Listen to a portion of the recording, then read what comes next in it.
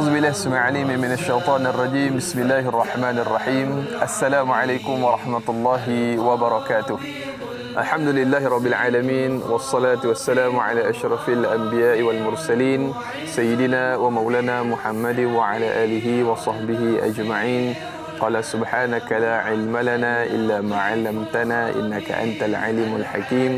ولا حول ولا قوة إلا بالله العلي العظيم. اللهم صل على سيدنا محمد وعلى آله وصحبه ومن تبعهم بإحسان إلى يوم الدين. أما بعد. Alhamdulillah. Apa khabar بإحسان إلى يوم الدين. أما بعد. Alhamdulillah. Apa khabar sedang penonton setia rancangan Tayla Ustaz? Biar tahu jangan keliru, saya mengharapkan walau di mana kita semua berada, mudah-mudahan senantiasa dalam keadaan sihat walafiat, dirahmati lagi disayangi oleh Allah Subhanahu wa taala. Amin Allahumma amin. Alhamdulillah, ibu-ibu, ayah-ayah, para penonton bakal penghuni syurga Allah Subhanahu wa taala. Amin. Alhamdulillah, marilah sama-sama kita pertama dan selamanya dan senantiasa kita rafa'kan syukur kehadrat Allah Subhanahu wa taala. Alhamdulillah ala ni'matil iman wal Islam, dan juga atas segala nikmat yang Allah Subhanahu wa taala anugerahkan dalam kehidupan kita pada pagi ini. Syukur, alhamdulillah, kita kembali dalam Tanyalah Ustaz, biar tahu jangan keliru. Dan sebagaimana kita maklum, tajuk yang cukup menarik untuk kita sama-sama bicarakan pada pagi ini iaitu tentang sirah Sayyidina Abdullah ibnu Abbas radhiyallahu anhu. Dan bagi edisi Khamis 25 Mac 2021 bersamaan dengan 11 Syaban 1442 Hijri, dan kita bawakan ke studio pada pagi ini tetamu undangan kita yang berbahagia, Ustaz Umar Abdul Aziz. Assalamualaikum Ustaz. Waalaikumsalam warahmatullahi wabarakatuh. Siap Ustaz? Alhamdulillah, syukur. Alhamdulillah. Kali pertama kita diganding pada pagi ini. Kali pertama, betul. Alhamdulillah. Dan semestinya para penonton yang saya muliakan, Masya Allah, tabarakallah, banyak yang akan kita kongsikan untuk sirah Sayyidina Abdullah ibnu Abbas bersama dengan tetamu undangan kita yang sekira mungkin wajah baru kita bawakan ke Tayla Ustaz pada pagi ini. Dan seperti biasa, kita saksikan terlebih dahulu Ustaz statistik COVID-19 yang sedang melanda negara kita pada ketika ini. Menerusi laman rasmi Kementerian Kesihatan Malaysia, jumlah kes baru dilaporkan sehingga semalam 1,268 kes, menjadikan jumlah kes keseluruhan 336,808 kes. Manakala kes sembuh baru 1,083 kes, menjadikan jumlah kes sembuh keseluruhan 320,925. Manakala jumlah kematian baru sebanyak 2 kematian sehingga semalam menjadikan 1,246 kes kematian keseluruhan. Baiklah, para penonton, ibu-ibu, ayah-ayah bakal penghuni syurga Allah Subhanahu wa taala, mari sama-sama kita terus berjuang dengan kita mematuhi SOP yang telah pun digariskan kepada kita, dan kita terus berdoa, bermunajat kepada Allah Subhanahu wa taala. Mudah-mudahan Allah memberikan kekuatan dan juga jalan keluar kepada kita daripada belenggu pandemik COVID-19 ini, insya-Allah. Amin. Baiklah, yang bagi Ustaz, kita sebagaimana biasa mengalu-alukan kepada para penonton yang mungkin mempunyai sebarang persoalan atau kemusykilan, jangan malu, jangan segan, terus hubungi 1-800-881677, atau paling mudah terus sahaja hantarkan menerusi Facebook Tanyalah Ustaz TV3. Dan kita bersiaran juga serentak menerusi TV3 dan TV9. Bagi anda yang menonton di TV9, kita lanjutkan siaran tambahan 30 minit sehingga jam 8.30 pagi. Jadi terus dia menonton kami sehingga ke hujung rancangan, insya-Allah. Baiklah Ustaz, sirah Sayyidina Abdullah ibnu Abbas radhiyallahu anhu. Saya kira untuk permulaan topik pada pagi ini saya serahkan kepada yang berbahagia Ustaz. Tafadhal mashkur. Terima kasih banyak Da'i. Bismillah, alhamdulillah, wassalatu wassalamu ala habibillah Sayyidina Muhammad ibn Abdillah wa ala alihi wa sahbihi wa mawalah. Allahumma rabbi syrah lana sudurana wa yassir lana umurana wahlul 'uqdatam min alsinatina yafqahu aqwalana. Allahumma fakkihna fid din wa 'allimna at-ta'wil bi rahmatika ya rabbal alamin walhamdulillahi rabbil alamin. Terima kasih kepada Al-Fadil Ustaz Da'i Anas Lalu sahabat-sahabat yang dirahmati lagi dikasihi oleh Allah Subhanahu Wa Taala, sama ada yang sedang menonton daripada TV3 ataupun TV9 mahupun daripada Facebook page Tanyalah Ustaz TV3, moga-moga pertemuan ini adalah umpama pertemuan kita di syurga, kerana majlis ilmu adalah ibarat raudhatun min riyadil jannah, salah satu daripada taman-taman syurga. Lalu kita nak berbicara tentang sahabat Nabi sallallahu alaihi wasallam. Pastinya Ustaz, saya rasa tak ada benda yang boleh meninggalkan kesan pada hati lebih daripada kisah dan cerita. Kalaulah kadang-kala kita rasa down, yang boleh naikkan semangat kita adalah kisah dan cerita. Yang boleh menjadikan kita daripada bersemangat tiba-tiba sedih adalah kisah dan cerita. Lalu sebab itu kita nampak Al-Quran pun penuh dengan kisah, penuh dengan cerita, sehingga kan bila kita lihat di dalam Al-Quran firman Allah, laqad kana fi qasasihim ibratul liulil albab, demi sesungguhnya pada kisah-kisah dan cerita mereka yang kita nak ambil yang paling utama adalah ibrah, adalah pengajaran. Namun yang akan mendapat pengajaran daripada kisah-kisah dan cerita adalah ulul albab, iaitu orang-orang yang berakal dan yang mengambil perhatian. Moga-moga kisah ini bukan sekadar halwa telinga ataupun manisan telinga, tetapi kisah yang kita boleh ambil pengajaran daripadanya.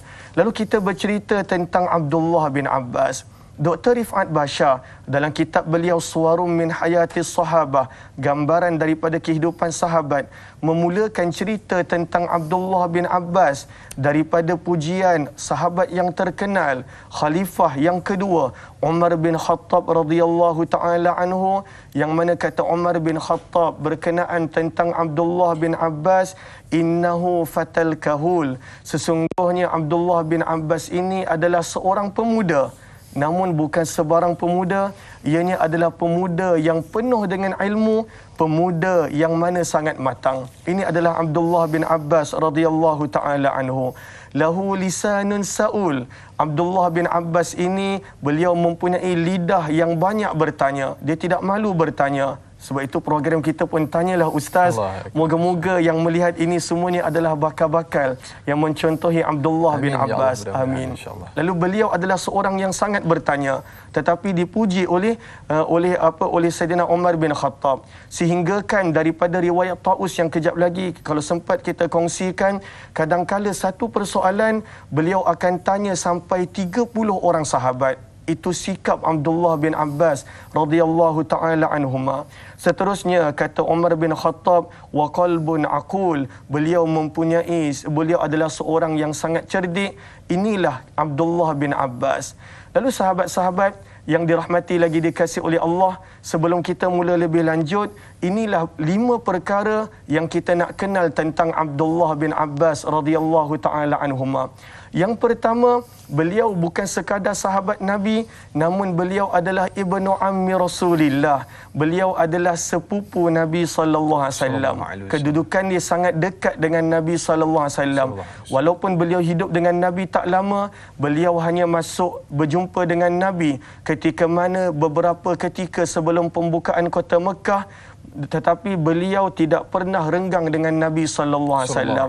Maka ini adalah kelebihan beliau yang pertama, beliau adalah sepupu Nabi sallallahu alaihi wasallam. Sama seperti Sayyidina Ali bin Abi Talib, sepupu Nabi. Sama seperti Abu Sufyan bin Harith, sepupu Nabi. Beliau juga adalah sepupu Nabi sallallahu alaihi wasallam.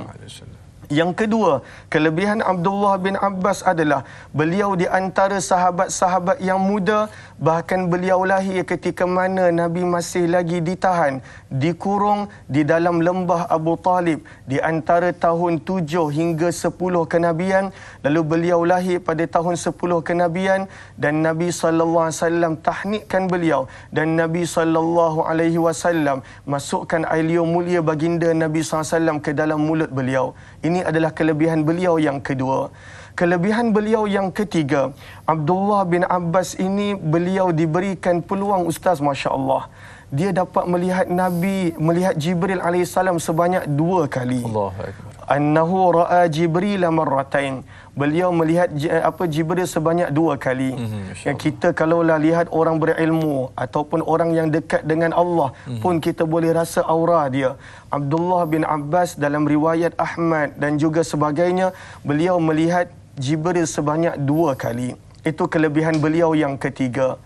Kelebihan beliau yang keempat, Nabi SAW mendoakan untuk beliau secara khusus sebanyak 2 kali.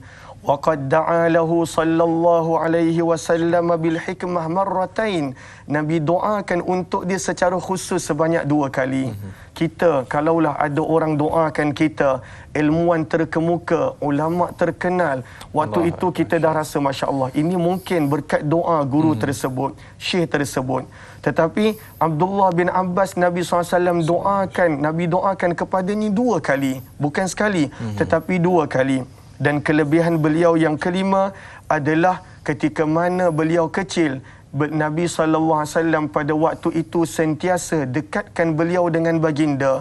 Ketika mana Nabi di Mekah pun ya, ketika mana Nabi SAW berhijrah di Madinah, pada penghujung hidup baginda, kita nampak Nabi selalu mendekatkan Abdullah bin Abbas radhiyallahu taala anhu kepada diri baginda. Inilah 5 kelebihan daripada banyak-banyak kelebihan yang lain selain daripada pujian yang sangat luar biasa daripada Abdullah bin Mas'ud. Abdullah bin Mas'ud ni dah luar biasa Al-Fadhil Ustaz. Beliau ini pernah berkata bahawa tak ada tempat dalam Al-Quran kecuali aku tahu ayat itu turun di mana dan bagaimana keadaan dia turun. Tetapi walaupun Abdullah bin Mas'ud ilmu dia yang sangat luar biasa itu, apa kata Abdullah bin Mas'ud? Lau adraka banu Abbas asnanana. Kalaulah Abdullah bin Abbas dapat apa yang kami dapat, masuk Islam awal, usia macam kami, nescaya kata Abdullah bin Mas'ud, nescaya tidak ada di antara kami yang boleh menyamai 10% daripada Abdullah bin Abbas. Inilah 5 kelebihan Abdullah bin Abbas. Al-Fadhil Ustaz, silakan. Allahumma salli ala sayyidina Muhammad. Satu mukadimah atau pembukaan yang cukup menarik daripada yang bagi Ustaz Umar Abdul Aziz berkenaan dengan sirah Sayyidina Abdullah bin Abbas radhiyallahu anhu, yang saya kira banyak lagi Ustaz sebenarnya perkara yang perlu kita cari, khazanah-khazanah adab dan juga kemuliaan yang ada pada diri ataupun peribadi Sayyidina Abdullah bin Abbas radhiyallahu anhu, sepupu kepada baginda Nabi sallallahu alaihi wasallam. Baiklah Ustaz, kita ada soalan yang pertama daripada sahabat kita yang bertanya di Facebook, Rahimah Saud. Assalamualaikum Ustaz dan Waalaikumsalam warahmatullahi wabarakatuh. Yang pertama Ustaz, sebelum tu dia kata ahlan wa sahlan Ustaz. Masya-Allah, tabarakallah.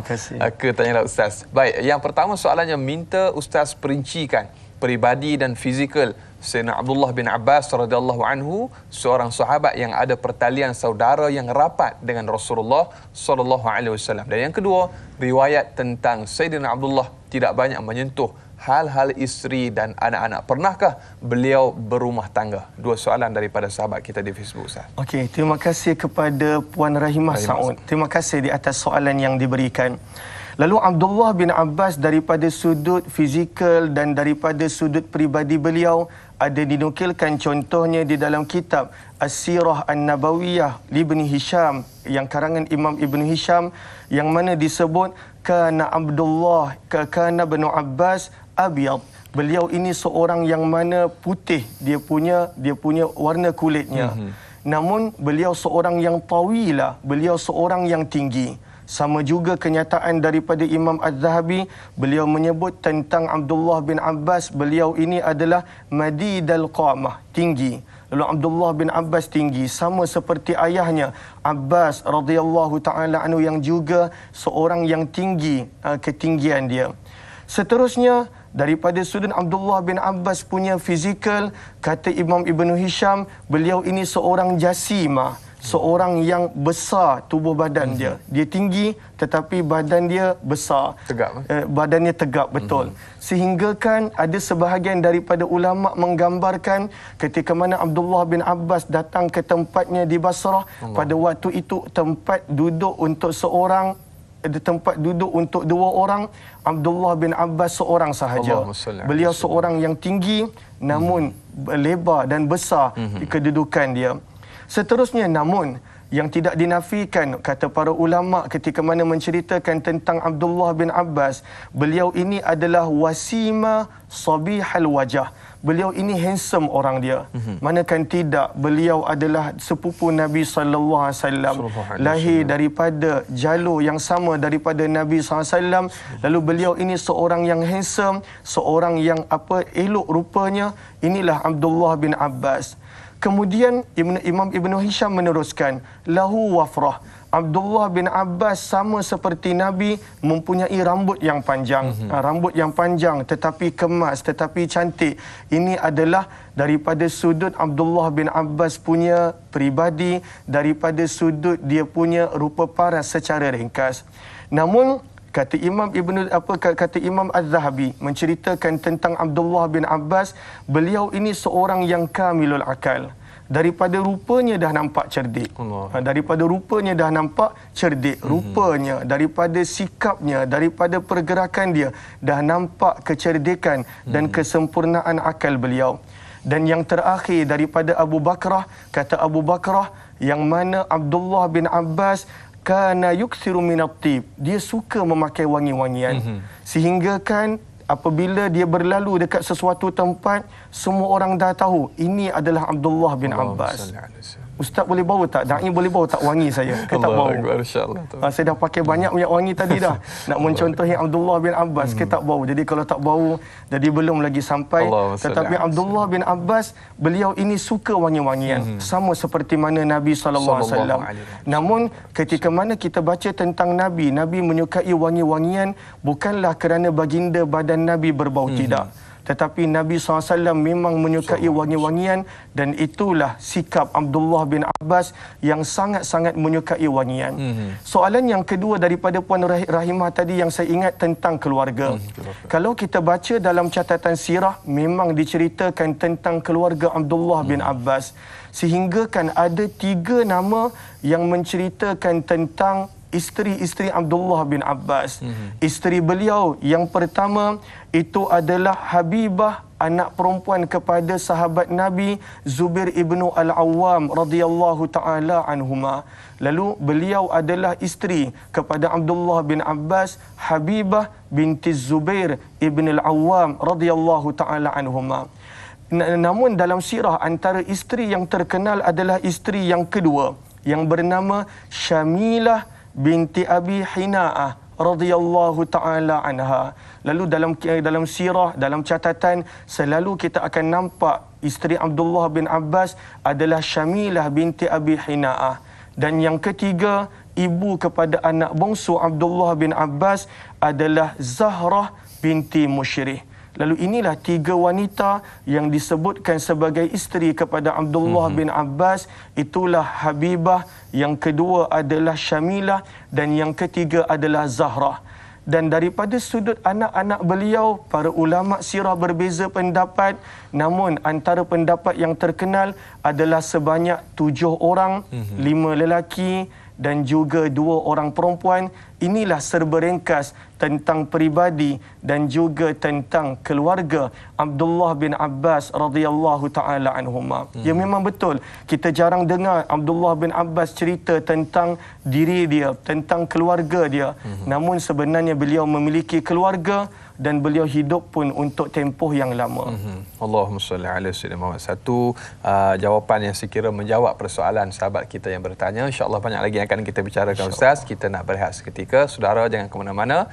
Biasakan kehidupan normal baharu dakwah Tanya Ustaz sampaikan biar tahu, jangan keliru. Kembali bergabung selepas ini.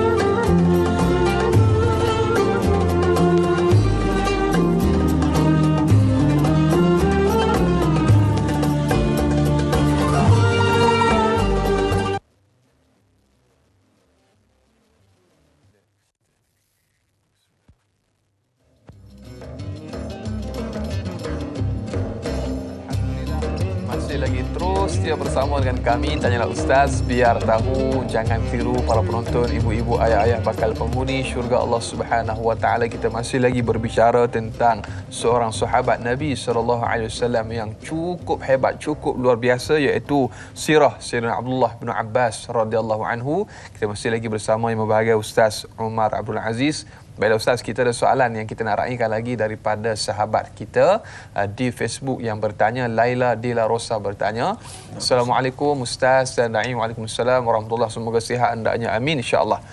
Adakah kerana Sayyidina Abdullah bin Abbas ini rapat dengan Rasulullah sallallahu alaihi wasallam membuatkan beliau seorang yang begitu berilmu dan memiliki kemuliaan yang tersendiri sehingga beliau digelar pendeta umat Nabi Muhammad sallallahu alaihi wasallam? Mohon huraian Ustaz, jazakallah khair.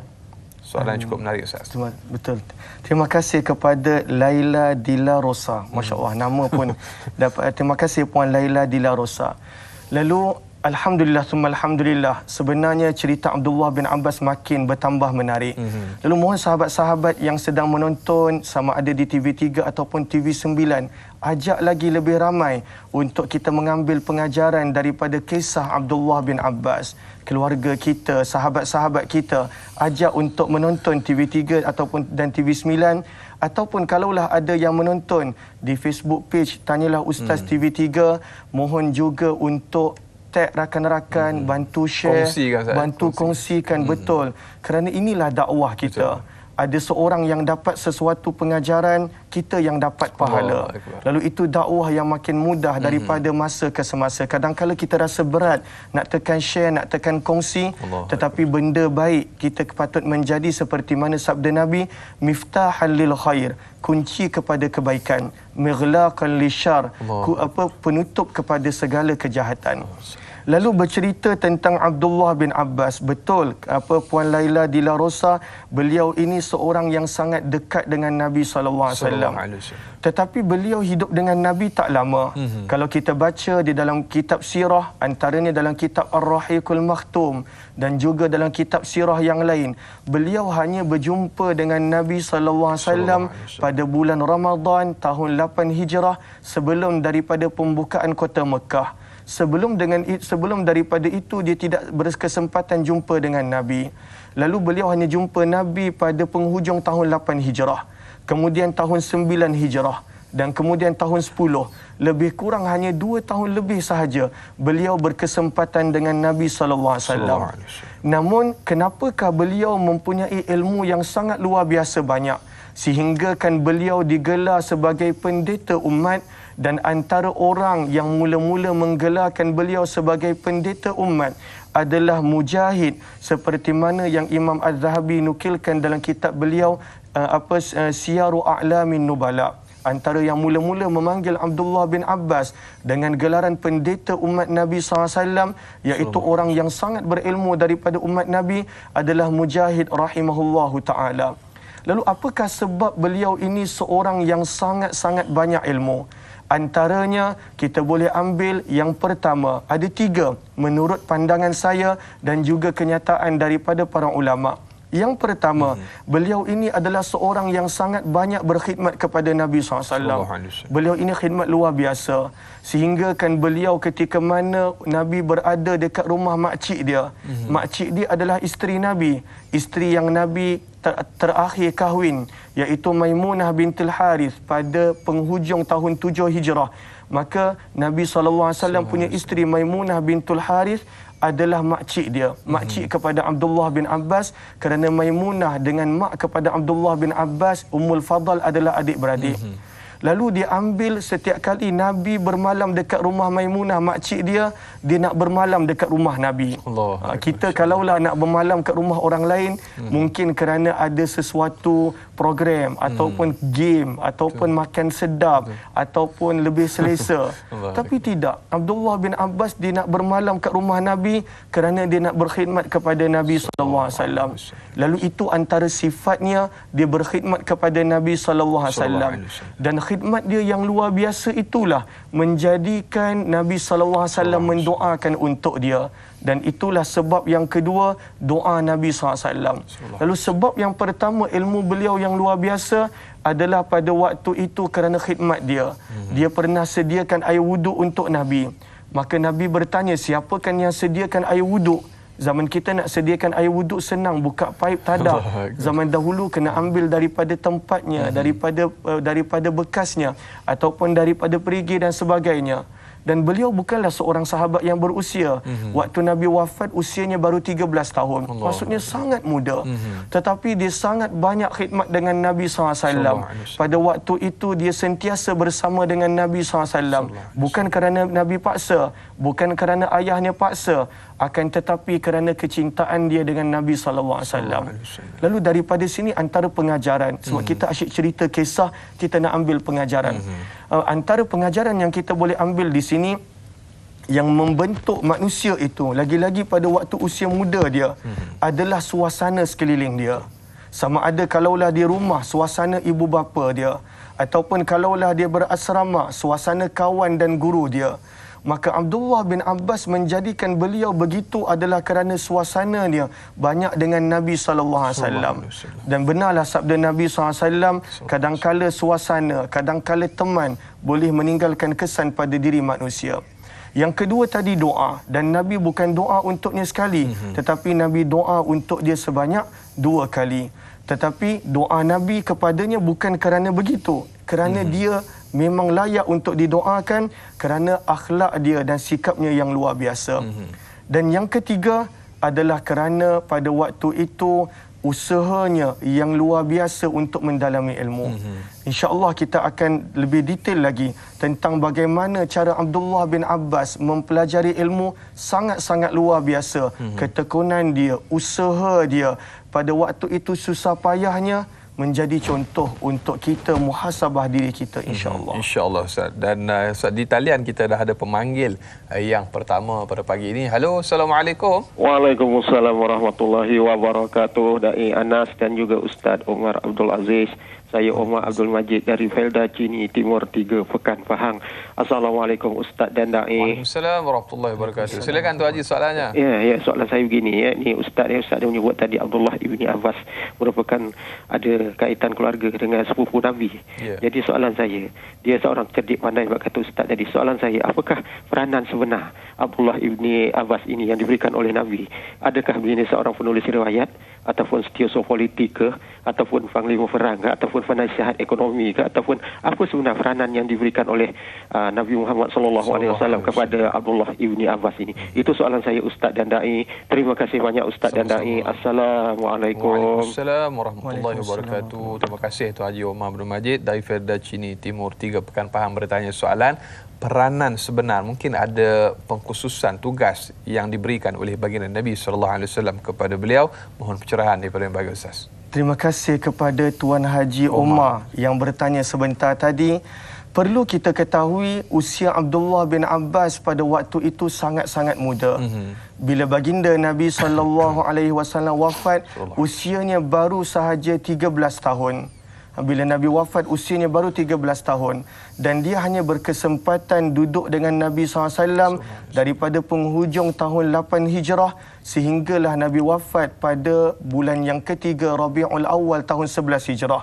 Daripada sudut peranan secara jelas, maka pada waktu itu tidak ada. Kerana beliau sangat muda, usianya sangat muda.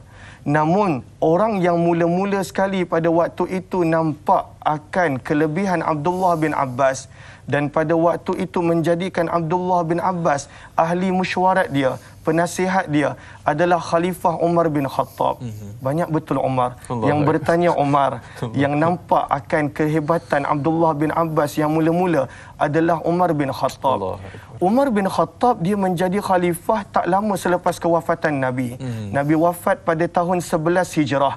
Abu Bakar menjadi khalifah selama, kalau kita tengok dalam kitab Imam Suyuti, Tarikhul Khulafa, sekitar 2 tahun beberapa bulan. Umar bin Khattab mula menjadi khalifah pada tahun 13 Hijrah. Bererti waktu itu usia Abdullah bin Abbas 15 tahun. 15 tahun, 16 tahun. Umar bin Khattab waktu dia menjadi khalifah, dia dah jadikan Abdullah bin Abbas sebagai penasihat dia.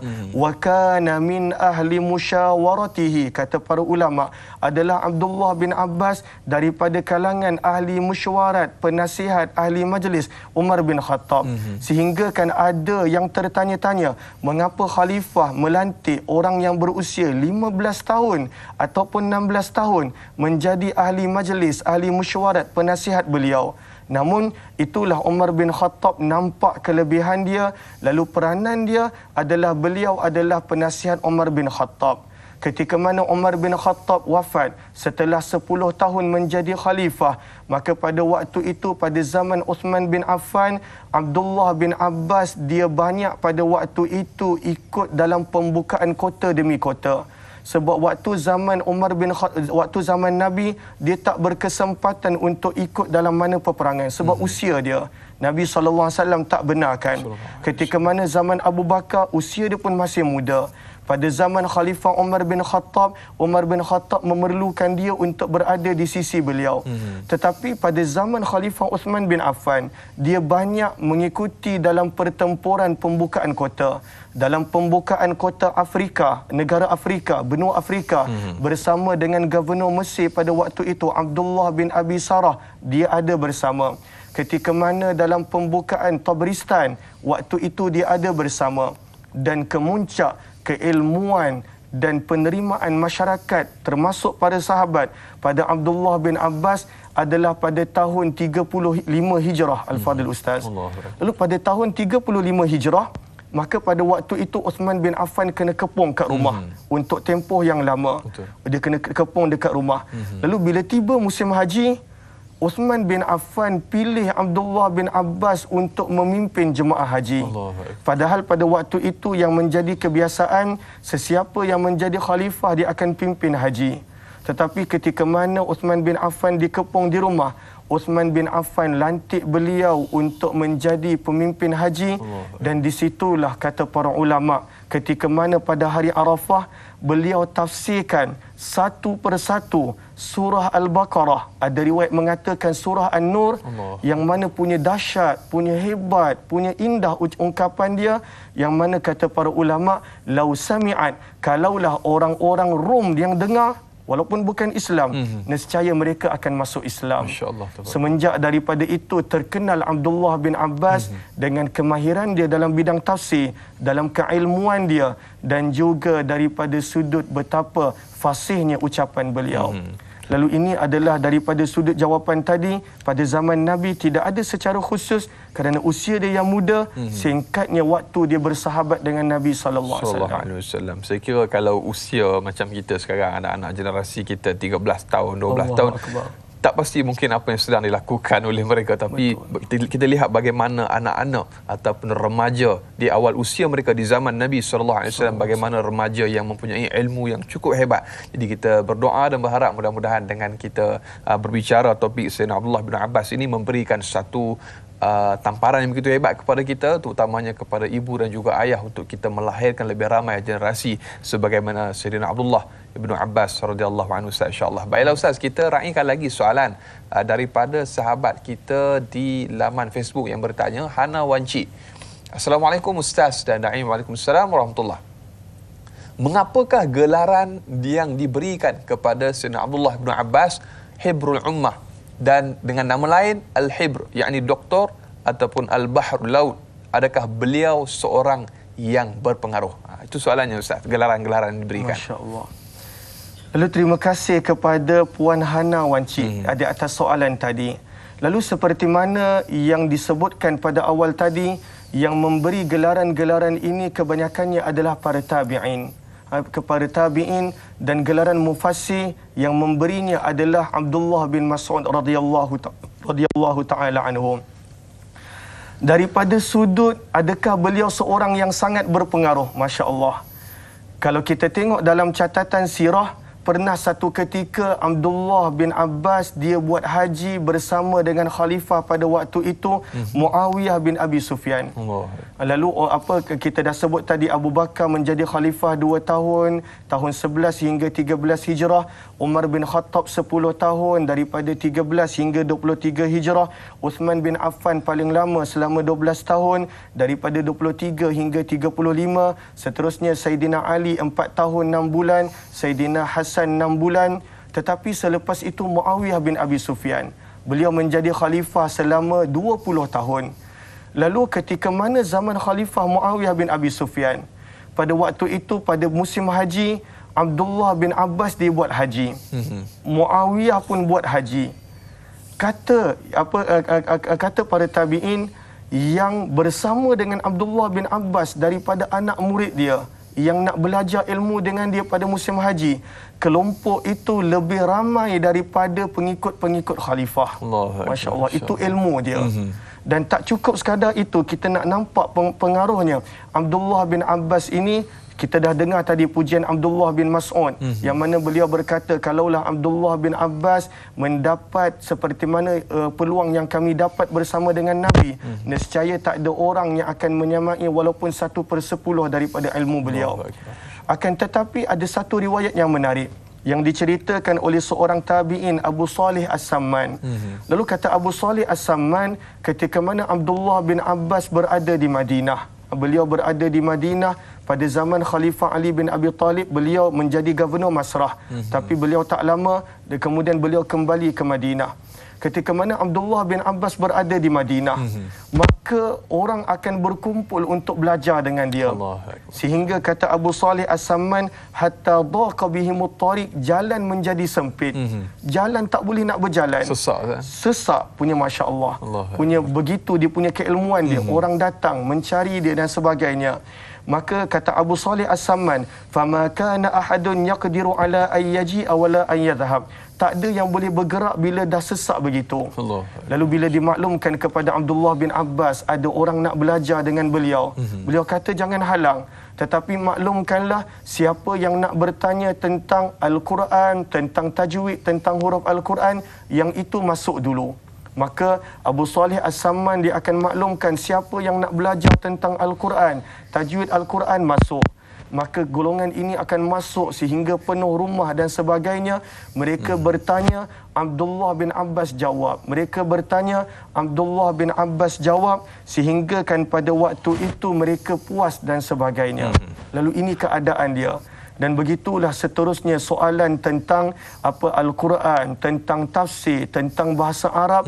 Inilah keilmuan Abdullah bin Abbas. Dia boleh jawab on the spot, dan dia boleh jawab bukan satu soalan, pelbagai jenis soalan tentang tafsir, tentang syair, bahasa Arab dan sebagainya. Inilah keilmuan beliau. Lalu tentang soalan tadi, adakah beliau berpengaruh?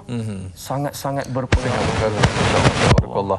Keilmuan dan juga peribadi yang begitu hebat Sayyidina Abdullah bin Abbas. InsyaAllah kita akan bicarakan banyak lagi Ustaz. Kita nak berehat seketika sekali lagi, biasakan kehidupan normal baru, dakwah. Tanya Ustaz sampaikan biar tahu, jangan keliru, kembali bergabung selepas ini.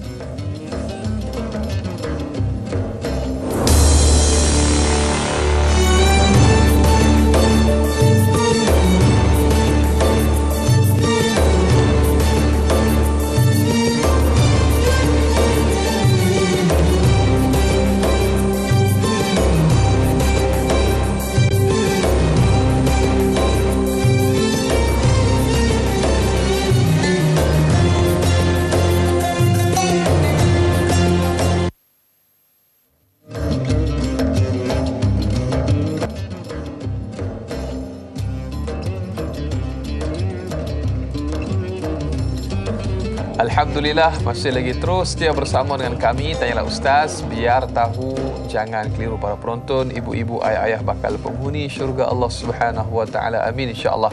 Alhamdulillah, kita masih lagi bersama yang berbahagia Ustaz Umar Abdul Aziz. Kita berbicara tentang sirah Sayyidina Abdullah bin Abbas radhiyallahu anhu yang saya kira cukup banyak yang telah pun dikongsikan oleh yang berbahagia Ustaz. Dan kepada para penonton yang ingin terus mengajukan sebarang persoalan atau kemusykilan, jangan malu, jangan segan malu bertanya sesat jalan, terus hubungi kami menerusi talian bebas tol 1-800-88-1677 atau paling mudah terus sahaja ke laman rasmi Facebook kami, Tanyalah Ustaz TV3.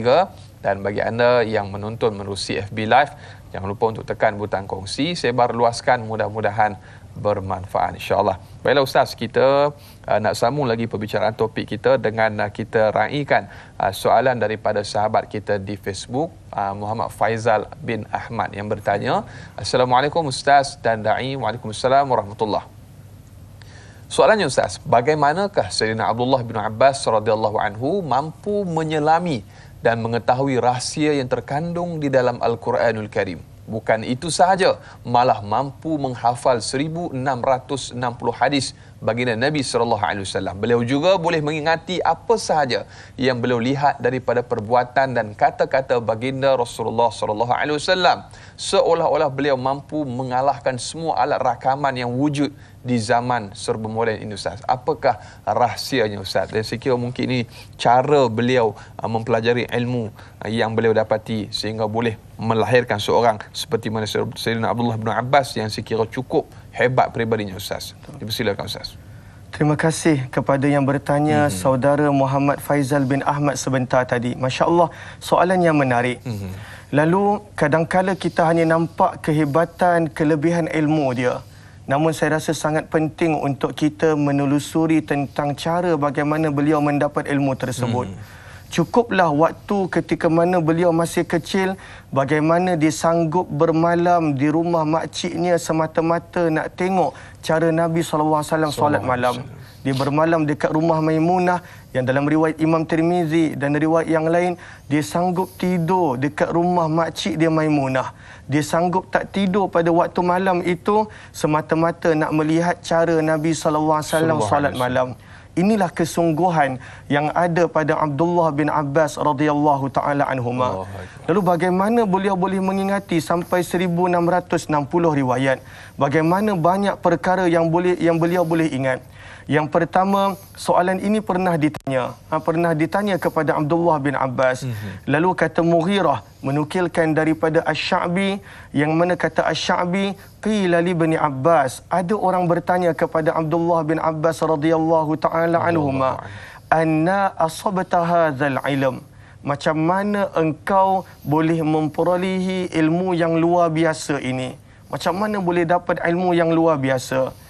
Maka kata Abdullah bin Abbas, qal bilisanin saul, dengan lidah yang banyak bertanya. Kita nak kupaskan sedikit tentang apakah maksud Abdullah bin Abbas lidah yang banyak bertanya. Itu menjadi perantaraan tentang ilmu yang beliau dapat. Tidak dinafikan Nabi SAW mendoakan untuk beliau sebanyak 2 kali. Tidak dinafikan, tetapi Nabi mendoakan kepada beliau kerana khidmat beliau, kerana kebersamaan beliau dengan baginda Nabi SAW. Maka bila kita nak belajar macam mana cara Abdullah bin Abbas mempelajari ilmu, moga-moga menjadi semangat untuk kita dan anak-anak kita yang muda-muda untuk mempelajari ilmu. Diriwayatkan oleh Imam Baihaqi rahimahullahu ta'ala daripada Abdullah bin Abbas sendiri. Abdullah bin Abbas bila Nabi SAW wafat, usia dia baru 13 tahun. Istilahnya baru tingkatan 1. Baru tingkatan 1. Apa yang budak tingkatan 1 buat? Dan sebagainya. Lalu waktu Nabi SAW wafat, beliau baru berusia beliau 13 tahun. Lalu beliau ada bercakap dengan salah seorang daripada kalangan sahabat Ansar yang pada waktu itu juga lebih kurang usia dengan beliau. Lalu dia berkata, halumma falnas'al ashab Rasulillah sallallahu alaihi wasallam. Jumlah kita belajar, kita bertanya, kita berjumpa dengan sahabat Nabi sallallahu alaihi wasallam, kerana waktu ini para sahabat Nabi sallallahu alaihi wasallam masih ramai. Itu dia punya ciri dia. Maksudnya kita jumpa dengan para sahabat. Kadang-kala kita dalam adab berguru pun kita hilang adabnya. Kita sangka kita bayar guru itu sesuatu jumlah, walaupun contohnya 1 juta sekalipun, tidak sama dengan nilai ilmu yang ada. Kadang-kala bila adanya bayaran pada ilmu, maka pada waktu itu kadang-kala hilangnya adab pada yang mengajar ilmu. Lalu Abdullah bin Abbas kata, jom kita jumpa dengan para sahabat. Padahal dia sepupu Nabi. Kalaulah dia panggil para sahabat pasti akan datang kerana cinta pada Nabi sallallahu alaihi wasallam. Namun akan tetapi teman dia daripada sahabat Ansar tadi, dia berkata, ya ajabah, pelik engkau wahai Abdullah bin Abbas, kenapa kita nak belajar? Kalaulah kita belajar dengan para sahabat pun, tak ada orang yang akan nak bertanya ilmu dengan kita. Sebab kita masih muda 13 tahun. Kalaulah kita belajar 3 tahun pun daripada para sahabat, kita tak akan dijadikan tempat rujukan, maka ilmu kita pada waktu itu tidak akan diambil manfaat kerana banyak sahabat-sahabat yang berusia.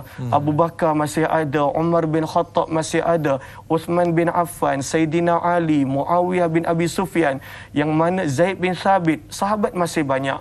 Lalu buat apa kita nak bersusah payah belajar? Kerana kalau kita belajar pun, maka pada waktu itu tidak ada yang akan nak mengambil manfaat daripada kita. Namun Abdullah bin Abbas, dia tidak berputus asa walaupun sendirian. Ini sifat dia. Satu, kesungguhan dia belajar. Dan yang kedua, dia sanggup buat walaupun seorang diri. Lalu walaupun dia tak ada teman, dia seorang diri, maka pada waktu itu dia sanggup pergi. Macam mana cara dia belajar? Lalu Imam Baihaqi ceritakan. Lalu kata Abdullah bin Abbas, wa aqbaltu ana as'al ashab Rasulillah sallallahu alaihi wasallam, dan aku mula bertanya, berjumpa dengan para sahabat Nabi sallallahu alaihi wasallam. Dan seperti biasa, nak mencari ilmu bukan mudah. Pada waktu itu, apakah cabaran Abdullah bin Abbas? Bila dia pergi ke rumah sahabat yang dia nak belajar tu, sahabat tu tengah rehat. Sahabat pada waktu itu tengah rehat dan sebagainya. Tetapi Abdullah bin Abbas, adab dia dengan guru. Satu, semangat dia. Dan yang kedua, adab dia. Dan inilah yang kita nakkan ada pada anak-anak kita, adab. Sebab itu ada satu pepatah Urdu yang menarik. Pepatah Urdu. Sebab saya memang belajar bahasa Urdu, Ustaz. Boleh kongsi. Mantap, ada yang bahasa Urdu faham. Maka apakah dalam bahasa Urdu sebut? Waktu tahun pertama saya belajar, pada waktu itu guru dah sebut, ba adab, ba nasib. Bi adab, bi nasib. Orang yang beradab, maka pada waktu itu dia akan dapat segala-galanya. Orang yang tidak beradab, walaupun dia nampak adanya ilmu, adanya pengetahuan, dia hilang segala-galanya. Lalu Abdullah bin Abbas, bila dia pergi ke rumah sahabat-sahabat yang dia nak bertanya ilmu ni, dia tak ketuk pintu. Dia tunggu sahabat tu keluar. Sehingga kan dalam sebahagian riwayat, dalam riwayat Baihaqi ini menyebut, sehingga kan pada waktu itu debu tanah penuh pada badan dia. Dan dia sabar tunggu guru tu untuk keluar. Ketika mana sahabat tersebut keluar, maka sahabat tersebut terkejut. Ya bena ammi Rasulillah, wahai sepupu Nabi sallallahu alaihi wasallam, maja abika, apa yang menjadikan engkau datang? Halla, mengapa tidak? Arsalta ilayya faatik, kenapa engkau tidak jemput? Panggil aku akan datang. Tetapi kata Abdullah bin Abbas, tidak. Ilmu bukannya guru datang pada kita. Ilmu adalah kita mencari guru. Maka pada waktu itu kata Abdullah bin Abbas, la ana ahaqqu an atiyak, aku yang kena datang kepada kamu. Dan daripada sini kita nampak kesungguhan Abdullah bin Abbas belajar. Satu, ramai orang ada kesungguhan pada hari ini. Tetapi yang kedua, adab pada guru yang mana menjadikan manusia itu berbeza daripada yang lain. Adab dan akhlak. Kenapa? Sebab kalau kita tengok Nabi pun, Al-Fadhil Ustaz, Nabi pun, Nabi dihantar adakah kerana ilmu semata? Tidak. Sabda Nabi, innama bu'istu liutammima makarimal akhlak. Aku dihantar, diutus untuk menyempurnakan akhlak. Lalu kadang-kala kita terlepas pandang. Dalam keadaan kita semangat nak belajar ilmu, kita biadab pada guru. Percakapan kita, dalam keadaan kita rasa kita bayar guru tu sekalipun, kadang-kala kita biadab pada guru. Lalu sebenarnya itu akan merosakkan kelebihan yang ada pada ilmu, kemuliaan yang ada pada ilmu yang boleh menjadikan manusia itu mulia. Maka pada waktu itu, itulah keadaan Abdullah bin Abbas. Dia cari guru, dia bertanya. Sehingga kan daripada Taus, anak murid beliau, kata Taus, anak murid beliau sendiri mengatakan, adalah Abdullah bin Abbas kadangkala benda yang sama dia tanya daripada salasina min ashabi Rasulillah, 30 sahabat Nabi yang berbeza. Contohnya ibarat kitab lah. Contohnya kalau kita belajar contohnya satu kitab, apa kitab yang kecil. Contohnya kita belajar kitab hadis 40 Nawawi. Banyak orang dia baru baca sekali, dia kata, oh kitab ni saya dah baca dah. Lalu dah sampai dah tahu dah. Padahal hadis yang pertama apa pun mungkin dia lupa. Lalu Abdullah bin Abbas kata Taus anak murid dia, beliau bertanya dari benda yang sama daripada 30 sahabat yang berbeza. Lalu sebab itu menjadikan ingatan beliau kuat, menjadikan pada waktu itu ilmu beliau sangat kuat kerana semangat dia untuk belajar.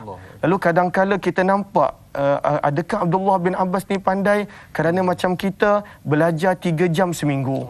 Kita kadang-kala belajar 3 jam seminggu, kita nak jadi macam Abdullah bin Abbas. Kita kadang-kala belajar 1 jam je sehari, kadang-kala nak jadi macam Abdullah bin Abbas. Contohnya, banyak orang kata, kenapa Imam Nawawi ni penulisan dia banyak? Tetapi orang lupa kalau baca tentang riwayat hidup Imam Nawawi, selama 2 tahun dia tak pernah baring. 2 tahun tak pernah baring. Masya Allah. Dia ketika mana tidur pun dalam keadaan duduk. Dia tak pernah baring selama 2 tahun. Sebab itulah Imam Nawawi adalah Imam Nawawi. Yahya bin Sharaf. Abdullah bin Abbas adalah Abdullah bin Abbas. Adabnya, semangatnya, tidak membazir masanya. Dan pada waktu itu benda yang sama, beliau bertanya sebanyak 30 kali kepada sahabat yang berbeza. Namun, kata Imam Ahmad bin Hanbal, kebanyakan ilmu Abdullah bin Abbas daripada 3 orang sahabat. Ammatu ilmi bani Abbas min thalathah. Kebanyakan ilmu Abdullah bin Abbas daripada 3 orang sahabat. Yang pertama adalah Umar bin Khattab. Sebab itu Umar bin Khattab bin Abdullah bin Abbas banyak tanya soalan pada dia. Dia nampak budak ni cerdik, sahabat muda ni cerdik. Sebab itu dijadikan penasihat dia. Itu Umar bin Khattab. Itu cerita lain.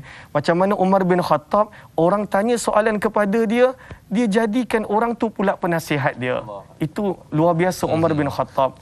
Yang kedua adalah Ali bin Abi Talib, yang banyak Abdullah bin Abbas belajar daripadanya. Dan yang ketiga adalah Ubay bin Ka'ab radhiyallahu taala anhum. Lalu memang betul beliau sangat kuat ingatan dia, tetapi ianya bukan terjadi seperti kita. Usahanya yang luar biasa, adabnya yang luar biasa, kesungguhannya yang luar biasa. Inilah riwayat Imam Baihaqi menceritakan tentang adab belajar Abdullah bin Abbas radhiyallahu taala anhuma. Ilmu yang disertakan dengan adab yang tinggi, masya-Allah tabarakallah, maka akan lahirlah keberkatan dalam ilmu tersebut. Jadi mudah-mudahan kita dapat sama-sama mencontohi apa yang telah pun dilakukan oleh baginda oleh Sayyidina Abdullah bin Abbas yang sangat hampir dengan Nabi sallallahu alaihi wasallam, yang akhirnya membuahkan hasil yang cukup hebat, iaitu Sayyidina Abdullah bin Abbas, seorang remaja yang cukup luar biasa. Saudara sedang penonton dan juga yang bagi Ustaz, kita ada pemanggil yang berikutnya di talian pada ketika ini. Halo, Assalamualaikum. Waalaikumsalam warahmatullahi wabarakatuh. Da'i, Ustaz serta semua warga kerja TV3 dan TV9, semoga sentiasa dalam rahmat Allah SWT. Okey, soalan saya begini Ustaz, nak tanya. Memandangkan ketika usia beliau begitu muda ketika ia wafat, adakah Sayyidina Abdullah bin Abbas ini pernah melibatkan diri dalam apa-apa peperangan? Itu soalan saya pagi ini. Terima kasih. Assalamualaikum warahmatullahi wabarakatuh. Sama-sama. Waalaikumsalam warahmatullahi wabarakatuh. Terima kasih Tuan Haji Ismail Maisa dari Sungai Buloh bertanya tentang peperangan yang disertai oleh Sayyidina Abdullah bin Abbas. InsyaAllah kita akan jawab soalan ini selepas kita berhenti rehat. Saudara, biasakan kehidupan normal baharu dakwah. Tanyalah Ustaz, sampaikan biar tahu. Jangan keliru, ikuti jawapannya selepas ini.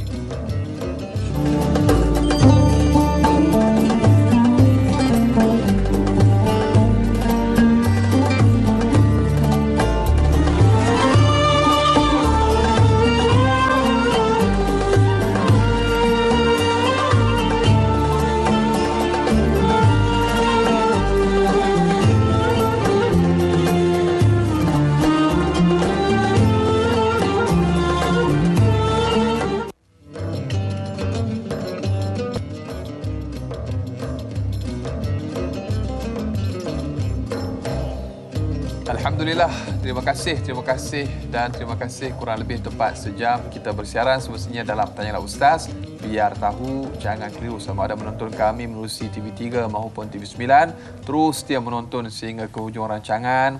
Alhamdulillah, pada pagi ini kita masih lagi berbicara topik sirah Sayyidina Abdullah bin Abbas radhiyallahu anhu. Kita masih lagi bersama tetamu undangan kita yang berbahagia, Ustaz Umar Abdul Aziz. Ada orang kata kita sebaya, Ustaz. Masya-Allah, tabarakallah. Jadi hanya Ustaz yang tahu berapa Ustaz mungkin nak kongsikan ataupun nak biarlah rahsia, Ustaz. Baik, yang penting ilmu yang kita nak kongsikan pada hari ini, Ustaz. Masya-Allah, tabarakallah. Kita berbicara tentang seorang tokoh yang sangat luar biasa. Dan kita nak jawab persoalan sahabat kita yang bertanya menerusi panggilan telefon sebentar tadi. Cik Ismail Maisa bertanyakan, Ustaz, tentang peperangan yang pernah mungkin disertai oleh Sayyidina Abdullah Ibn Abbas radhiyallahu anhu. Radhiyallahu ta'ala anhu. Lalu terima kasih kepada Tuan Haji Ismail Maisa.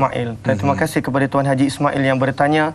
Lalu betul, daripada sudut pandangan kewafatan Abdullah bin Abbas sendiri memang ada beberapa pandangan. Kebanyakannya memilih usia 13 tahun dan ada juga mengatakan 15 tahun. Begitu juga daripada kesempatan, adakah beliau sempat bersama dengan Nabi SAW selepas beliau berjumpa dengan Nabi. Beliau jumpa dengan Nabi ketika mana Nabi dalam perjalanan nak menuju kepada pembukaan kota Mekah. Ketika mana Nabi SAW keluar daripada Madinah dengan 10,000 bala tentera, dalam keadaan orang Quraisy tak tahu yang Nabi SAW datang. Nabi SAW doa supaya Allah tutup pandangan dan penglihatan orang Quraisy. Maka pada waktu itulah Abbas, ayahnya, membawa seluruh keluarganya berjumpa dengan Nabi SAW. Ada riwayat mengatakan mereka berjumpa dengan Nabi di Juhfah. Ada mengatakan mereka jumpa dengan Nabi SAW di Abwa. Lalu itulah kesempatan Abdullah bin Abbas bersama dengan baginda Rasul sallallahu alaihi wasallam. Lalu ada pandangan mengatakan yang beliau sempat turut serta dalam peperangan Hawazin yang berlaku beberapa hari selepas pembukaan kota Mekah dan juga peperangan Taif. Peperangan Hawazin dan juga peperangan Taif. Namun kebanyakan para ulama, kerana kalaulah diambil usianya waktu Nabi wafat 13 tahun, maka amat jarang Nabi SAW membenarkan kanak-kanak yang berusia bawah 13-14 tahun untuk turut serta dalam perang. Kita belajar sikap Nabi tersebut dalam perang Uhud.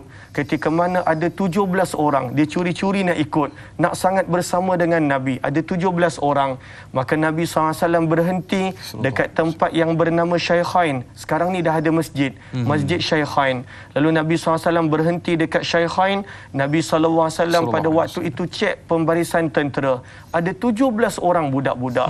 Masya Allah. Itu sahabat, mereka nak bersama dengan Nabi walaupun bagi nyawa. Menyelit-nyelit, Ustaz. Allahu Akbar, menyelit-nyelit. Bukan nak pergi bercuti, tidak. Ini nak bagi nyawa. Kita kalaulah tiba contohnya macam tu, bukan budak-budak, kita pun yang cerita sirah ni mungkin kita tak berani. Gentar, betul.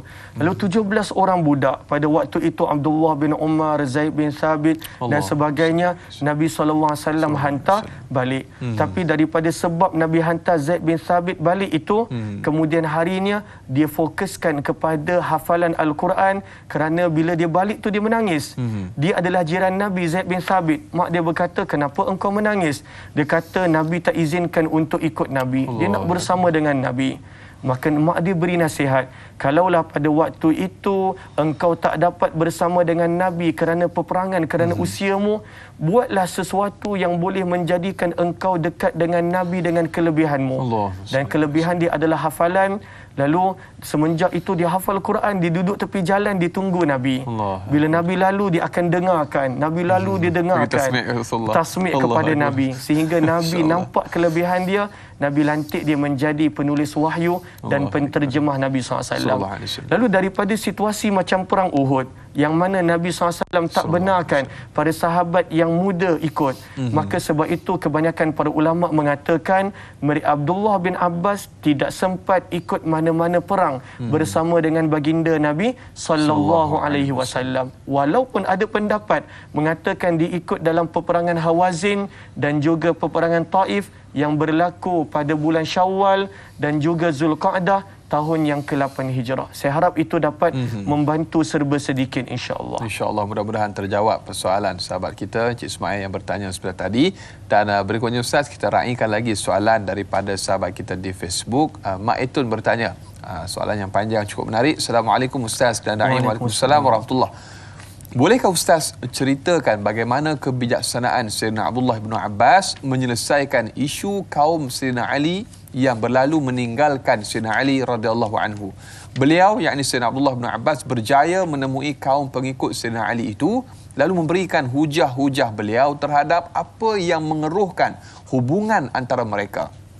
Dan hasil pertemuan beliau dengan kumpulan tersebut telah menyebabkan 20,000 orang kembali bergabung dengan Sayyidina Ali radhiyallahu anhu. Apakah rahsianya Ustaz? Terima kasih Mak Etun dari Melaka bertanya Ustaz. Masya-Allah, panjang soalan dia. Lalu terima kasih kepada Mak Etun yang bertanya, bahkan sanggup tulis panjang-panjang. Terima kasih, hargai sangat-sangat. Lalu ahlan-ahlan kepada sahabat-sahabat yang menonton sama ada di TV3, TV9 dan juga di Facebook page untuk bantu share akan program-program Tanyalah Ustaz. Moga-moga lebih ramai yang beroleh manfaat. InsyaAllah. Lalu peristiwa Sayyidina Ali bin Abi Talib adalah satu peristiwa yang amat sedih untuk kita ceritakan. Di mana ketika mana pembunuhan Uthman bin Affan radhiyallahu taala anhu berlaku, khalifah yang ketiga, maka pada waktu itu majoriti pada sahabat pada waktu itu sepakat untuk memilih Sayyidina Ali bin Abi Talib menjadi khalifah, kecuali Muawiyah bin Abi Sufyan, Amr ibnu Al-As, anak beliau Abdullah bin Amr ibnu Al-As, dan seluruh penduduk Syam dan kawasan sekitarnya, yang mana pada waktu itu mereka tak bersetuju untuk berbai'ah. Lalu itulah terjadinya perang Siffin. Kenapa Muawiyah tak nak berbai'ah? Muawiyah punya pandangan Sayyidina Ali tak patut menjadi khalifah selagi mana tidak ditentukan siapakah pembunuh Uthman bin Affan. Kerana Uthman bin Affan dibunuh dengan kejam, dikepung rumahnya untuk tempoh yang lama.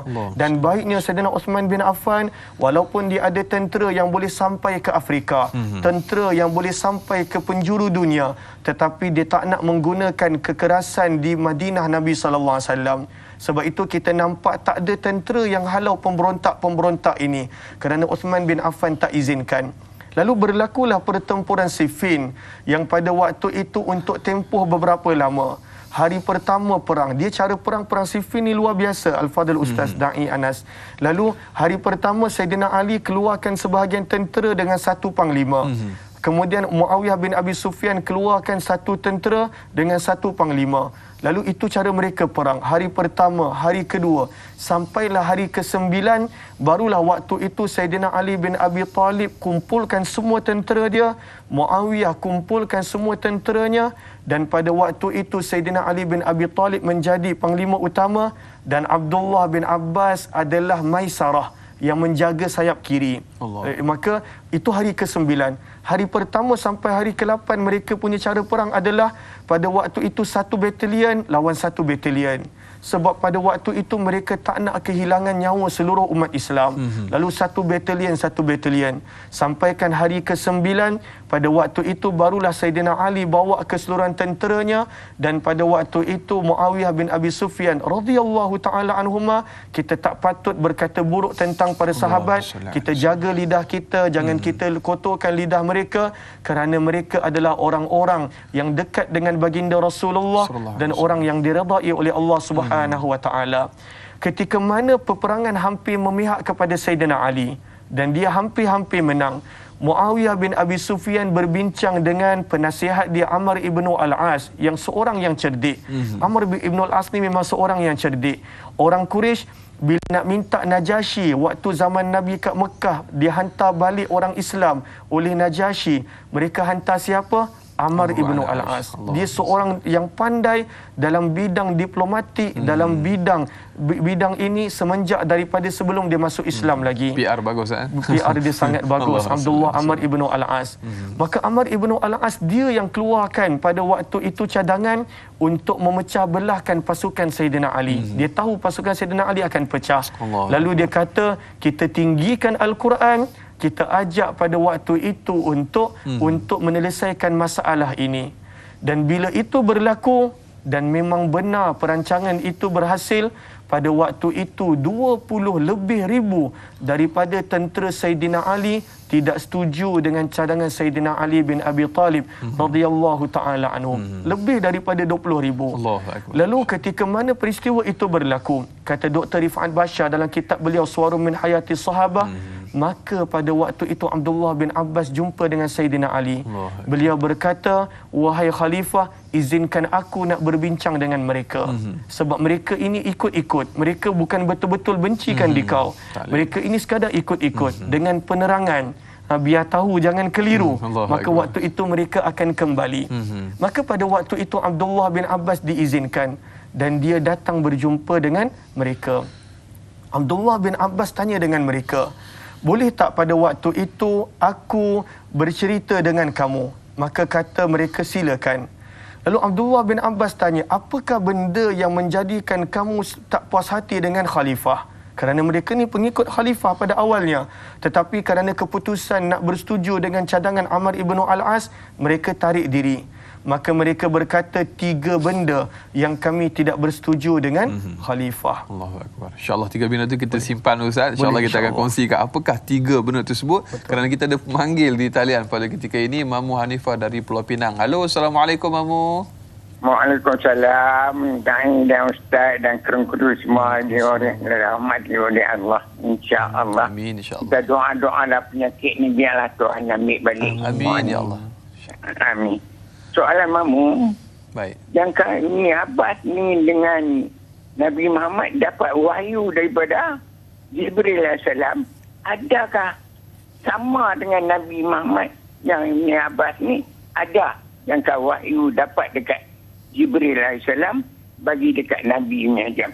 Yang tu soalan Mamu, doa-doa lah kat Mamu, biarlah Mamu tetapkan iman ni Abbas ni. Amin, doa lah kat Mamu. Amin, amin. Assalamualaikum warahmatullahi taala wabarakatuh. Waalaikumsalam warahmatullahi wabarakatuh. Terima kasih Mamu Hanifah dari Pulau Pinang, pemanggil setia kita. InsyaAllah walaupun dalam keadaan sedikit diuji dengan keuzuran, tapi Mamu tetap setia bersama dengan kita menyokong program Tanya Ustaz dan berbicara tentang apa yang diajukan soalan oleh Mamu tentang bagaimana Ustaz di awal tadi pun berceritakan tentang bagaimana Sayyidina Abdullah bin Abbas pernah melihat kepada Jibril AS. Jadi mungkin sedikit pencerahan tambahan kepada apa yang telah pun berlaku tersebut Ustaz. Okey. Memang benar Abdullah bin Abbas radhiyallahu taala anhuma sentiasa bersama dengan Nabi sallallahu alaihi wasallam. Lalu beliau sentiasa melihat apa yang berlaku dalam rumah Nabi SAW kerana makciknya adalah isteri Nabi sallallahu alaihi wasallam. Lalu daripada sudut, adakah Abdullah bin Abbas pernah melihat Jibril? Maka Abdullah bin Abbas pernah melihat Jibril sebanyak 2 kali. Beliau pernah melihat Jibril sebanyak 2 kali. Antara riwayat yang menukilkan bahawa Abdullah bin Abbas pernah pada waktu itu melihat Jibril alaihi salatu wassalam adalah riwayat ketika mana ayahnya Abbas bin Abdul Muttalib berjumpa dengan Nabi sallallahu alaihi wasallam. Bila Abdullah bin Abbas berjumpa, bila Abbas pakcik Nabi, ayah kepada Abdullah berjumpa dengan Nabi SAW, maka pada waktu itu dia nampak Nabi seolah-olah berpaling daripada dia. Nabi tak lihat dia. Nabi SAW pada waktu itu lihat ke arah lain. Lalu dia pun terasa. Da'i tak terasa kalau saya tak lihat da'i, saya lihat kamera tak terasa. Okey, tak terasa. Lalu Abbas terasa sebab bila dia bercakap dengan Nabi sallallahu alaihi wasallam, maka pada waktu itu baginda Nabi sallallahu alaihi wasallam lihat ke arah lain. So, dalam riwayat disebut, ini adalah hadis riwayat Imam Ahmad dalam musnadnya, seolah-olah Nabi SAW berpaling daripada dia. Kal mu'rid, Nabi berpaling daripada dia. Ketika mana Abbas keluar daripada jumpa dengan Nabi bersama anak dia yang sedang kita ceritakan, Sayyidina Abdullah bin Abbas radhiyallahu taala anhuma, maka pada waktu itu Abbas luahkan perasaan dia pada anak dia. Dia kata, wahai anakku, tidakkah engkau lihat sepupu kamu pada waktu itu tidak melihat ke arahku, seolah-olah berpaling daripadaku. Maka kata Abdullah bin Abbas, tak ayah, sebab tadi Nabi sedang bercakap dengan orang lain. Abbas terkejut. Dia kata, mana mungkin Nabi bercakap dengan orang lain, tak nampak sesiapa. Maka pada waktu itu Abbas kembali kepada Nabi sallallahu alaihi wasallam. Maka pada waktu itu Abbas bertanya kepada Nabi, Abbas bertanya kepada Nabi, "Ya Rasulullah, hal kana indaka ahad?" Adakah bersama dengan kamu adanya seseorang? Fa inna Abdullah, kerana sesungguhnya anak aku Abdullah, akhbarani, dia beritahu aku sesungguhnya dia nampak ada seseorang bersama dengan kamu. Maka Nabi SAW berkata, ya, itulah Jibril. Dan pada waktu itu Nabi SAW pesan kepada Abdullah bin Abbas, ketika mana pada hujung usia kamu, ama innaka satusabu fi basarik, engkau akan diuji pada penglihatan sebab engkau telah melihat Jibril alaihi salatu wassalam. Memang benar beliau melihat Jibril sebanyak 2 kali dan ada lagi riwayat-riwayat yang lain, dan daripada situ menjadi sebab kepada memberi kesan kepada penglihatan matanya. Lalu di hujung usia beliau pada waktu itu buta matanya. Hadis riwayat Musnad Ahmad. Allahu akbar. Mudah-mudahan terjawab persoalan Mamu Hanifah dari Pulau Pinang bertanya tentang, masya-Allah, kita ni kalau menurut psikologi bahasa tubuh, kalau kita berbicara dengan seseorang, maka kita perlu menghadap kepada orang yang berbicara tersebut sebagai tanda ta'zim dan juga kita menghormati orang tersebut. Tapi kalau seandainya Ustaz, kalau dalam kehidupan kita nak aplikasikan, kalau seseorang, kalau kita bercakap dia tidak memandang, jangan pula kita kata mungkin dia nampak Jibril kot. Jadi tak boleh gunakan alasan tersebut sebab benda tu dah berlalu dah, dan tidak mungkin perkara tersebut berlaku kepada manusia biasa seperti kita, melainkan kepada baginda Nabi sallallahu alaihi wa ala alihi wasallam. Dan insya-Allah Ustaz, kita raikan lagi soalan daripada sahabat kita di Facebook. Saya kira soalan yang cukup menarik yang bertanya Sahziatul Sidik, Ustaz. Baik. Assalamualaikum Ustaz dan Waalaikumsalam warahmatullahi. Soalannya, apakah jasa dan sumbangan Sayyidina Abdullah bin Abbas dalam perang Siffin yang merupakan perang saudara yang pertama dan berlaku ketika zaman fitnah besar yang berlaku pada ketika itu? Bagaimanakah beliau menyusun strategi dalam meredakan keadaan pada ketika itu? Mohon perkongsian ilmu daripada Ustaz. Sedikit pencerahan daripada Ustaz. Okey. Terima kasih kepada Sahziatul Sidik di atas soalan tadi.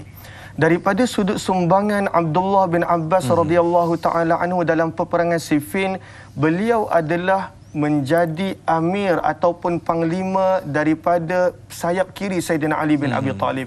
Beliau menjadi sayap kiri pada Sayyidina Ali bin Abi Talib. Dan beliau pun sebenarnya telah banyak kali memberi nasihat kepada Sayyidina Ali untuk tidak membantah Muawiyah. Sebab Muawiyah ni dia memang disayangi oleh penduduk Syam. Sebelum dia menjadi khalifah, dia dah 20 tahun jadi gubernur Syam. Daripada zaman Khalifah Umar bin Khattab lagi. Lalu penduduk Syam sangat sayang dia. Sebab itu antara cadangan sebelum berlakunya perang Siffin, kata Abdullah bin Abbas kepada Sayyidina Ali, kekalkan dia pada jawatan dia selama beberapa bulan sampai semua reda, dan kemudian barulah engkau gantikan beliau dengan orang lain. Namun Sayyidina Ali bin Abi Talib tidak bersetuju dengan pandangan tersebut. Namun beliau masih taat dengan khalifah, dan pada peperangan Siffin beliau memegang sayap kiri, dan itulah menjadi sebab pada waktu itu kemenangan untuk tentera Sayyidina Ali pada awalnya. Sehingga pada waktu itu berlakunya perpecahan dalam kem tentera Sayyidina Ali akibat daripada cadangan daripada Amr ibn al-As. Semua ini adalah sahabat radhiyallahu taala anhum. Ketika mana berlakunya perpecahan, Abdullah bin Abbas pada waktu itu dia tak marah Sayyidina Ali. Aku dah kata jangan lawan Muawiyah, engkau masih nak lawan. Lalu banyak kali Sayyidina Ali tolak pandangan dia, tapi kita nampak sifat taat beliau kepada pemimpin, kepada khalifah. Yang pertama kita nampak dia bagi cadangan jangan serang Muawiyah, kekalkan Muawiyah pada jawatan dia. Sayyidina Ali tolak. Yang kedua, ketika mana pada waktu itu tiba peluang untuk adanya wakil, maka Muawiyah punya wakil adalah Amr ibn al-As. Sayyidina Ali punya wakil Abdullah bin Abbas kata hantar aku, sebab aku kenal Amr ibn al-As, dia seorang yang sangat cerdik. Akan tetapi Sayyidina Ali tak bersetuju. Sayyidina Ali pada waktu itu hantar Abu Musa al-Ash'ari. Namun walaupun begitu, ketika mana berlakunya perpecahan, lebih 20,000 tentera meninggalkan diri, maka pada waktu itu Abdullah bin Abbas masih lagi bersedia untuk membantu Sayyidina Ali bin Abi Talib. Allahumma salli ala sayyidina Muhammad. Saya kira satu pencerahan yang cukup baik, yang semestinya insya-Allah kita akan sambung banyak lagi Ustaz akan kita bicarakan. Insya-Allah kita akan tamat siaran di TV3, kita akan sambung 30 minit siaran tambahan di TV9. Saudara, biasakan kehidupan normal baharu dakwah Tanya Ustaz sampaikan biar tahu, jangan keliru. Kembali bergabung di TV9 selepas ini.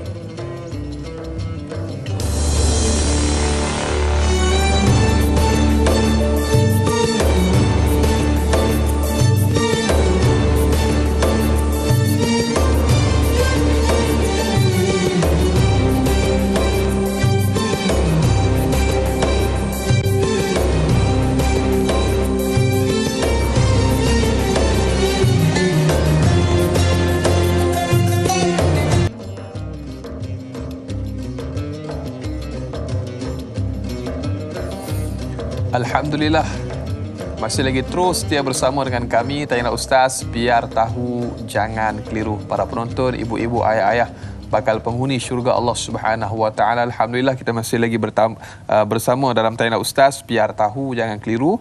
Kita masih lagi berbicara tentang topik sirah Sayyidina Abdullah bin Abbas radhiyallahu anhu. Kita bersama tetamu undangan kita masih lagi yang berbahagia, Ustaz Umar Abdul Aziz.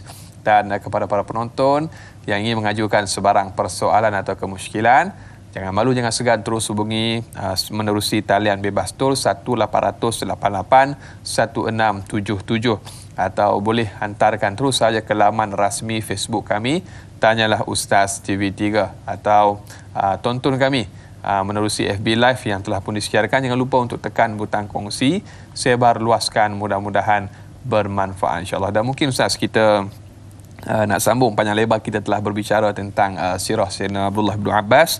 Mungkin ada beberapa lagi perkara yang saya kira Ustaz nak kongsikan. 3 perkara tadi yang berlaku kepada Sayyidina Abdullah bin Abbas. Bagaimana beliau menyelesaikan perkara tersebut, Ustaz? Betul. Bismillah, alhamdulillah, wassalatu wassalamu ala habibillah Sayyidina Muhammad ibn Abdillah wa ala alihi wa sahbihi wa mawalah. Sidang penonton yang dirahmati dan moga-moga dikasihi oleh Allah Subhanahu wa taala, kita sebenarnya melihat walaupun Abdullah bin Abbas terlibat di dalam peperangan Siffin yang merupakan perang saudara yang kedua dengan umat Islam. Perang pertama adalah peperangan Jamal yang berlaku lebih kurang setahun sebelum daripada itu. Peperangan Siffin yang berlaku pada tahun 37 Hijrah. Pada bulan yang kedua tahun itu, pada bulan Safar, pada waktu itu telah menjadikan kamp pasukan tentera Saidina Ali berpecah kepada 2. Dan yang menarik diri dan yang berpecah bukan sedikit. Jumlah mereka lebih daripada 20,000. Saidina Abdullah bin Abbas boleh sahaja pada waktu itu mengatakan, jom kita serang mereka. Sebab mereka pada waktu itu keluar daripada ketaatan khalifah. Namun kita nampak sikap sayangnya beliau kepada manusia. Pada waktu itu sikap beliau yang inginkan kebaikan untuk manusia, walaupun ini dikira sebagai burah, sebagai orang yang menentang khalifah, pelampau betul Al-Fadil Ustaz. Tetapi sikap ini juga yang patut kita ambil pengajaran daripada banyak cerita yang kita belajar, iaitu untuk inginkan kebaikan untuk orang lain, inginkan orang lain mengetahui agama, inginkan orang lain untuk dekat dengan Allah, inginkan orang lain untuk mendapat kebaikan. Risau fikir, Ustaz. Betul, fikir dan risau yang sangat luar biasa. Dan pada waktu itu beliau telah membahayakan diri beliau. Pada awalnya Khalifah Ali bin Abi Talib kata jangan, mereka ini akan bunuh kamu. Lalu dia kata, wahai Khalifah, kalau engkau izinkan aku nak berbicara dengan mereka. Maka Dr. Rifat Bashar menulis dalam kitab beliau Suwarum min Hayati Sahabah. Maka pada waktu itu Abdullah bin Abbas datang dan bertemu dengan golongan-golongan burah ini, pelampau ini, ataupun dikenali sebagai golongan Khawarij ini, ekstremis ini, yang mana mereka pada waktu itu tentang Sayyidina Ali, keluar daripada ketaatan pada Sayyidina Ali. Dan pada waktu itu dia berkata, boleh tak aku berbicara dengan kamu? Boleh tak aku berbicara dengan kamu? Lalu pada awalnya ada yang kata tak nak, ada yang kata silakan. Akhirnya mereka bersetuju pada waktu itu untuk berbicara dengan Abdullah bin Abbas. Lalu Abdullah bin Abbas tanya dengan penuh lemah lembut, apakah sebenarnya kemusykilan kamu dengan khalifah? Kita selesaikan itu dahulu. Kamu tak puas hati. Dan apakah kemusykilan kamu dengan khalifah? Maka akhirnya mereka kata 3 benda yang kami tak bersetuju dengan Khalifah Sayyidina Ali bin Abi Talib. Yang pertama, annahu hakkamar rijala fi dinillah. Sayyidina Ali bin Abi Talib pilih manusia untuk menjatuhkan hukum pada urusan agama Allah. itulah dia Abu Musa Al-Ash'ari daripada kem Saidina Ali, dan Amr ibnu Al-As daripada kem Muawiyah bin Abi Sufyan. Orang-orang ini mereka kata jangan. Kenapa nak lantik manusia untuk menguruskan keputusan pada agama Allah? Maka itu satu. Yang kedua, yang mereka tidak puas hati dengan Saidina Ali adalah Saidina Ali terlibat dalam peperangan Jamal dengan Sayyidatina Aisyah radhiyallahu anha. Saidina Ali terlibat dalam peperangan Siffin dengan Muawiyah, serta pada waktu itu Amr ibnu Al-As. Namun Saidina Ali tak benarkan pada waktu itu mengambil harta rampasan perang seperti perang biasa. Lalu mereka pertikaikan, lalu apa faedahnya perang? Pada waktu itu tidak boleh mengambil tawanan. Pada waktu itu tidak boleh pada waktu itu untuk mengambil harta rampasan perang. Dan yang ketiga, pada waktu itu mereka pertikaikan Sayyidina Ali. Sayyidina Ali mengaku dia khalifah, dilantik sebagai khalifah, tetapi dia tak suka menyebutkan title Amirul Mukminin. Dia suka padam. Dia hanya suka sebutkan diri ni sebagai Sayyidina Ali. Dia tak suka sebut gelaran dia Amirul Mukminin. Lalu mereka berkata seolah-olah khalifah yang penakut. Khalifah sendiri yang tak gunakan title dia Amirul Mukminin. Maka Sayyidina Abdullah bin Abbas berkata, aku akan jawab soalan kamu berdasarkan daripada hadis Nabi dan juga daripada Al-Quran. Dan jawapan dia sangat ringkas. Lalu untuk soalan yang pertama, mereka mengatakan kenapa kenapa Sayyidina Ali pada waktu itu benarkan Abu Musa Al-Ash'ari untuk membuat hukum bersama dengan Amr ibnu Al-As. Kenapa nak ditokok tambah hakam manusia pada urusan agama? Maka kata Sayyidina Abdullah bin Abbas, bukankah kamu membaca Al-Quran daripada surah Al-Ma'idah ayat yang ke-95 pada juz yang ke-7, yang mana firman Allah, a'udzubillahi minasyaitonirrajim, ya ayyuhallazina amanu la taqtulus sayda wa antum hurum. Wahai orang-orang yang beriman, la taqtulu, janganlah kamu membunuh as-sayda, binatang beruan, dalam keadaan kamu ihram. Dan kalaulah kamu tetap membunuh binatang beruan dalam keadaan kamu ihram, yang merupakan pantang larang, maka pada waktu itu untuk binatang yang tidak diketahui bayaran dia, maka hendaklah pada waktu itu yahkumu bihi zawa adlim minkum, hendaklah dua orang manusia yang adil buat keputusan binatang apa yang patut dia bayar. Contohnya macam arnab. Arnab tidak ada nak disebut dalam Al-Quran. Nak bayar apa kalau memburu arnab? Maka Abdullah bin Abbas bertanya, adakah kamu setuju dengan ayat ini? Al-Quran. Macam mana mereka nak tolak?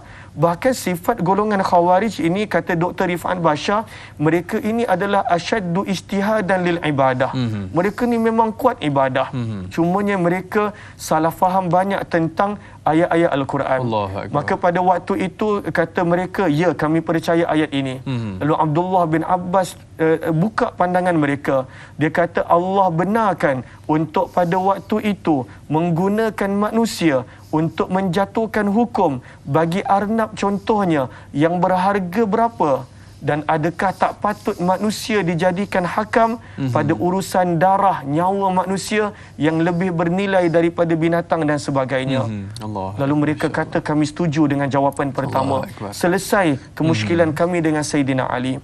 Yang kedua, pada waktu itu kemusykilan mereka tentang bagaimana Sayyidina Ali berperang tetapi tak benarkan harta rampasan dan juga pada waktu itu tawanan. Ajaib Ustaz. Ajaib. InsyaAllah kita akan bicarakan Ustaz, kenapa perang sepatutnya dapat harta rampasan, ghanimah dan sebagainya, tapi tidak dibenarkan oleh khalifah. Dan insya-Allah kita akan bicarakan jawapannya sebentar. Sekali lagi Ustaz, kita nak minta izin nak berehat seketika, biasakan kehidupan normal baharu dakwah.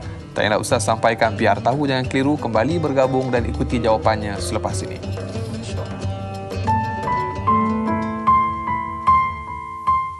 Bismillahirrahmanirrahim.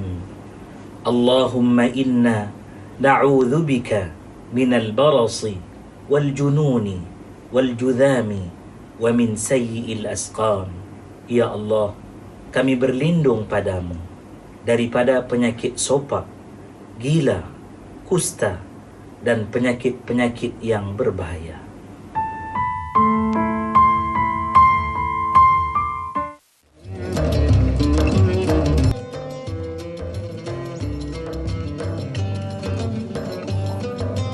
Alhamdulillah, sehingga ke hujung rancangan masih lagi terus setia bersama dengan kami. Tanyalah Ustaz, biar tahu, jangan keliru para penonton, ibu-ibu, ayah-ayah, bakal penghuni syurga Allah Subhanahu wa taala. Amin insya-Allah. Alhamdulillah, kita masih lagi berbicara topik Sayyidina Abdullah bin Abbas radhiyallahu anhu dalam bab sirah.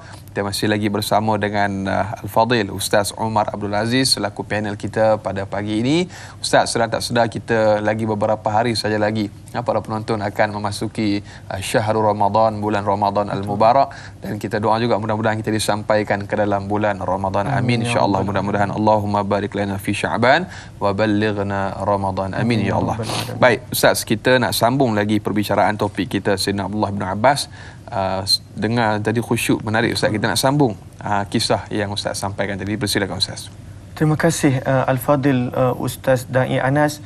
Lalu kita sedang membicarakan tentang semangat kesungguhan Abdullah bin Abbas nak mengajak manusia kepada kebaikan walaupun terpaksa merisikokan dirinya. Lalu soalan yang kedua pada waktu itu berkenaan tentang kenapa Sayyidina Ali bin Abi Talib ketika mana berperang dalam peperangan Jamal dan juga Siffin, maka pada waktu itu tidak mengambil tawanan dan harta rampasan walaupun menang. Contohnya dalam perang Jamal. Maka Abdullah bin Abbas radhiyallahu taala anhu terangkan, dalam peperangan Jamal pada tahun 36 Hijrah, dalam itu adanya isteri Nabi sallallahu alaihi wasallam Aisyah. Lalu adakah kamu bersetuju isteri Nabi menjadi tawanan? Kalau kamu bersetuju maka kamu kafir. Faqad kafartum. Kerana isteri Nabi mana mungkin nak dijadikan tawanan, sebab Aisyah kalah dalam peperangan tersebut. Dan kalaulah pada waktu itu kamu kata bahawa isteri Nabi sallallahu alaihi wasallam pada waktu itu bukannya ibu kepada kami, kami tidak kira dia sebagai ibu kepada kami, maka itu pun boleh menjadi kamu kufur, kerana Allah tegaskan dalam surah Al-Ahzab, an-nabiyyu aula bil mu'minina min anfusihim wa azwajuhu ummahatuhum. Isteri-isteri Nabi adalah ibu kamu, sama ada kamu terima ataupun tidak. Lalu nak tak nak, itu adalah ibu kamu, dan mana mungkin Aisyah pada waktu itu nak dijadikan tawanan. Sebab itu Sayyidina Ali bin Abi Talib faham, dia langsung tidak mengambil tawanan dan harta rampasan perang dalam peperangan Jamal. Lalu mereka kata, baik, kami selesai dengan yang kedua. Yang ketiga, kemusykilan kami, kenapa Sayyidina Ali memadam gelaran Amirul Mukminin daripada dia? Maka pada waktu itu kata Abdullah bin Abbas radhiyallahu taala anhuma, pernah berlaku pada Nabi. Adakah menjadikan Nabi bukan Nabi? Ketika mana pada tahun 6 Hijrah, ketika mana berlakunya perjanjian Hudaibiyah, pada waktu itu Suhail bin Amr, pada waktu itu dia belum masuk Islam, kemudian hari masuk Islam radhiyallahu anhu. Lalu ketika mana sedang menulis pada waktu itu perjanjian antara Suhail bin Amr yang mewakili Quraisy dengan Nabi sallallahu alaihi wasallam, pada waktu itu ditulis di surat itu daripada Muhammad Rasulullah. Terus kata Suhail bin Amr, Rasulullah, utusan Allah. Kalaulah kami percaya kamu adalah utusan Allah, nescaya kita tak berperang macam ni. Disebabkan Rasulullah inilah kami tidak bersetuju dengan kamu. Maka pada waktu itu kata Nabi SAW kepada Sayyidina Ali, padamkan pada waktu itu ucapan Rasulullah. Padamkan, jangan tulis Rasulullah. Sayyidina Ali dia tidak mampu nak buat. Lalu akhirnya Nabi SAW sendiri yang padamkan ungkapan Rasulullah tadi. Maka kata Abdullah bin Abbas, Sayyidina Ali padamkan perkataan Amirul Mukminin. Nabi SAW pada waktu itu hilangkan ucapan Rasulullah. Itu tidak menjadikan Nabi bukan Nabi, itu tidak menjadikan khalifah bukannya Amirul Mukminin. Tidak menghilangkan kredibiliti itu Ustaz. Betul, tidak menghilangkan. Itu sekadar title. Betul. Maka bila terjawabnya 3 soalan yang menjadikan mereka menentang Sayyidina Ali, padahal mereka awalnya daripada kem tentera Sayyidina Ali, maka dalam kitab Suwarum min Hayati Sahabah, faraja'a ishruna alfa, kembali balik kepada Sayyidina Ali bin Abi Talib dan khalifah, mentaati khalifah. Mereka tinggalkan perbuatan burah mereka, penentangan mereka. 20,000 orang. Bagaimana beliau dengan ilmu dia, dengan hujah dia, dengan kata-katanya, dia boleh sedarkan 20,000 orang. Kita kadang-kala nak sedarkan anak kita sendiri pun kita lemah pada seorang je, Ustaz. seorang je kadang-kala. Kadang-kala itulah kita kena belajar lagi ilmu, menuntut lagi ilmu yang bermanfaat. Maka dalam kitab Suara min Hayati Sahabat, 20,000 orang kembali kepada kebenaran, baki lagi 4,000 orang mereka pada waktu itu tetap enggan dan engkar walaupun jawapan telah diberikan. Inilah penyelesaian Abdullah bin Abbas menyelamatkan 20,000 orang daripada diperangi oleh Sayyidina Ali bin Abi Talib. Allahu Akbar. Mudah-mudahan memberi satu inspirasi kepada kita, masya-Allah tabarakallah, dalam kita melahirkan insan yang generasi hebat sebagaimana Sayyidina Abdullah bin Abbas. Mudah-mudahan kita dapat mencontohi apa yang telah pun disampaikan oleh yang bahagia Ustaz. Dan berikutnya Ustaz, kalau boleh kita raikan soalan daripada sahabat kita yang berikutnya di Facebook. Jura Azlin Sufian bertanya, Assalamualaikum Ustaz dan Da'i serta kru Tanya Ustaz. Waalaikumsalam warahmatullahi. Soalannya Ustaz, diriwayatkan bahawa Kaisar Rom menulis surat kepada Muawiyah bin Abi Sufyan bertanyakan beberapa soalan. Kemudiannya Muawiyah radhiyallahu anhu mengirimkan surat dan botol tersebut kepada Sayyidina Abdullah bin Abbas radhiyallahu anhu. Mengapa dan apakah soalan-soalan tersebut Ustaz? Mohon pencerahan. Terima kasih. Betul. Terima kasih kepada Jura Azlin Sufian. Lalu ada dua kisah berkenaan tentang Kaisar nak menguji khalifah pada waktu itu. Yang kisah yang disebutkan tentang botol itu adalah kisah yang dinukilkan dalam kitab Al-Kamil fil Lughati wal Adab oleh Ibnul Mubarrad. Daripada sudut sanad wallahu a'lam, tetapi kisah itu ada disebutkan oleh Ibnul Mubarrad. Kisahnya Kaisar pada waktu itu nak menguji akan keilmuan Muawiyah dan juga penasihat dia. Maka pada waktu itu dihantar satu botol kosong. Qarurah dihantar satu botol kosong. Maka pada waktu itu kata Kaisar dalam surat dia, ib'ath ilayya fiha min kulli syai'. Hantar balik botol ini kepadaku dalam keadaan dia berisi semua benda. Maka Muawiyah bin Abi Sufyan pada waktu itu keheranan. Macam mana nak masukkan semua benda dalam satu botol? Maka pada waktu itu dimaklumkan kepada Abdullah bin Abbas. Kita semua benda, kita pun tak tahu nak buat bagaimana. Tetapi Abdullah bin Abbas maklumkan, dia kata penuhkan botol itu dengan air dan dihantar kembali kepada pada waktu itu kepada Kaisar. Maka Kaisar terkejut bagaimana pada waktu itu jawapan boleh diberikan. Lalu ditanya kepada Abdullah bin Abbas, kenapa diisi air padahal yang diminta adalah semua benda? Kata Abdullah bin Abbas, kerana air adalah sumber kehidupan untuk semua benda berdasarkan firman Allah, waja'alna, dan kami telah jadikan minal ma', daripada air, kulla syai'in hayy, setiap sesuatu itu hidup. Lalu air adalah yang dimaksudkan dengan semua benda, dengan tiap-tiap sesuatu. Namun ada satu lagi surat yang panjang yang Imam Suyuti nukilkan dalam kitab beliau Al-Kanzul Madfun berkenaan tentang soalan-soalan yang banyak daripada Kaisar. Namun saya rasa tak sempat kerana antara soalannya apakah yang satu bukan dua, yang dua bukan tiga, yang tiga bukan empat. Banyak soalan dia. Lalu itu semuanya dijawab oleh Abdullah bin Abbas daripada sudut riwayat dan sanadnya wallahu a'lam. Namun ada disebutkan oleh Imam Suyuti dalam kitab beliau Al-Kanzul Madfun. Ini adalah jawapan tentang pertanyaan tadi. Abdullah bin Abbas isi air. Dan kenapa beliau isi air? Berpandukan kepada firman Allah sebentar tadi. Allahu Akbar. Mudah-mudahan terjawab persoalan sahabat kita yang bertanya. Dan berikutnya kalau boleh kita raikan lagi satu soalan daripada sahabat Facebook kita dengan izin Ustaz. Teratai Uda. Assalamualaikum Ustaz dan Da'i. Waalaikumsalam warahmatullahi. Kewafatan Sayyidina Abdullah bin Abbas terasa seperti hilangnya seorang ilmuwan yang terbilang. Apakah punca kewafatan beliau dan di manakah makam Sayyidina Abdullah bin Abbas radhiyallahu anhu? Mohon pencerahan Ustaz. Terima kasih. Saya kira soalan ini juga sebagai penutup dan juga kesimpulan untuk yang bagi Ustaz. Dipersilakan Ustaz. Masya Allah, manusia pasti akan meninggalkan dunia, sama ada dia bersedia ataupun tidak. Dan perginya manusia menjadi pengajaran untuk kita. Sebab itu bila kita cerita tentang kematian, benar sabda Nabi SAW, kafa bil mauti wa'idha, cukuplah kematian itu nasihat yang paling baik. Lalu Abdullah bin Abbas radhiyallahu taala anhuma, ketika mana pada zaman Sayyidina Ali dia berbai'ah kepada Sayyidina Ali, ketika mana zaman Sayyidina Hasan pada waktu itu dia berbai'ah kepada Sayyidina Hasan. Kemudian Sayyidina Hasan dia sanggup melepaskan jawatan dia dan menyerahkan kepada Muawiyah bin Abi Sufyan, dan Muawiyah menjadi khalifah selama tempoh 20 tahun daripada tahun 41 hinggalah tahun 60 Hijrah. Abdullah bin Abbas berbai'ah kepada Muawiyah bin Abi Sufyan. Namun ketika mana Muawiyah pada waktu itu mengajak manusia berbai'ah kepada anak dia Yazid, Abdullah bin Abbas mula meminggirkan diri daripada suasana keadaan pada waktu itu. Dia mula mengasingkan diri. Sehingga kan Abdullah bin Zubair jadi khalifah pun di Mekah, dia tetap tidak mahu berbai'ah kepada sesiapa.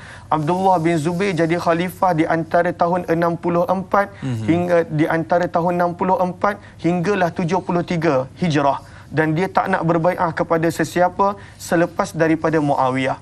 Semenjak daripada itu Abdullah bin Abbas banyak menetap di Taif.